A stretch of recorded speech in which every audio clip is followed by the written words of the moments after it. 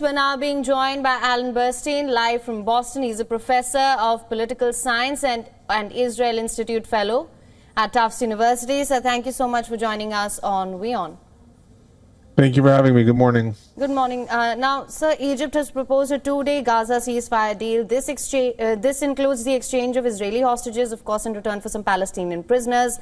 There's been no comment from Israel or Hamas yet. We know that ceasefire negotiations, they've been stalled for quite a while now. How do you assess the possibility of a ceasefire this time around? So I'll say that just recently Al Arabiya, which is a Saudi news network, did quote some Hamas officials as saying if this deal would be proposed to them, they are going to reject it.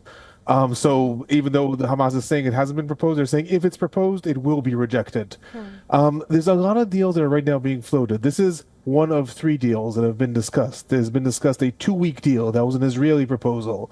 Then Hamas has said that possibly they're going to propose an all-encompassing deal, a release of all hostages in exchange for Palestinian prisoners, and a complete IDF withdrawal. All of this is just the initial attempts. Everyone's sort of throwing something out there to see, can negotiations start up? One more thing that I'll say, though, about why Egypt is proposing something that is very unlikely to be accepted. There's also somewhat of a competition right now between Egypt and Qatar over who is going to lead the negotiations. In Egypt, the head of the internal intelligence, Abbas Kamel, has been replaced by Hassan Rashad. He was not invited to the current negotiation rounds that are going on in Qatar. And as part of that, Egypt also proposed this new deal almost as an attempt to say we're still part of this, because no one really knows what's going to happen with the Hamas leadership after Sinwar's death. So the sides are trying to see who is going to be the more dominant figure in the region. Right, Mr. Burstein, you speak of how Hamas officials are saying that they will outrightly reject the proposal.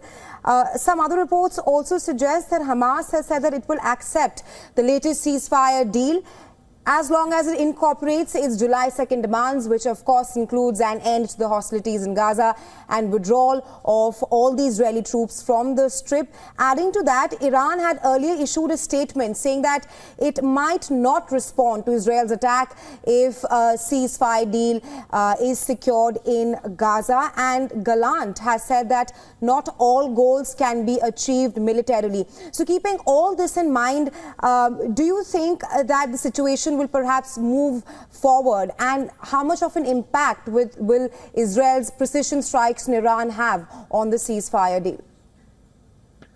So unfortunately, when it comes to the negotiations between the sides, nothing has really come closer than where things were in May or in July. The main sticking points are still the fact that Hamas demands complete IDF withdrawal from the Gaza Strip and the removal of the siege of the Gaza Strip. Israel in turn has said it is not going to allow an end to the war. It is not going to withdraw from the Netzarim corridor, the Philadelphia access, and it is not going to accept Hamas rule in the Gaza Strip. Those things have not changed. Hamas is saying they'll accept the deal on the terms they had before. Israel has said it's not going to move on those terms. So unfortunately, all these new deals are different ways to try to jumpstart a new negotiations, but they're not bringing us any more forward as long as the sides are refusing to compromise on any of those things. With regards to Iran's role in the situation right now, it really depends if Iran decides to retaliate to Israel's retaliation in the ongoing situation. Right now, Iran initially indicated that it is likely to not retaliate, that it may be able to see the situation as complete. I think I spoke on your channel also about how Israel maybe carried out this attack in order to try to let the situation conclude itself between Israel and Iran. So if that happens, we're going to continue to see the escalations between Israel and Hezbollah, Israel and Hamas, and Iran continuing to fund the proxies, as has been for the past year. However, if Iran does retaliate, Israel will probably take it to the next level in its retaliation after that. That already has much more potential to destabilize the region.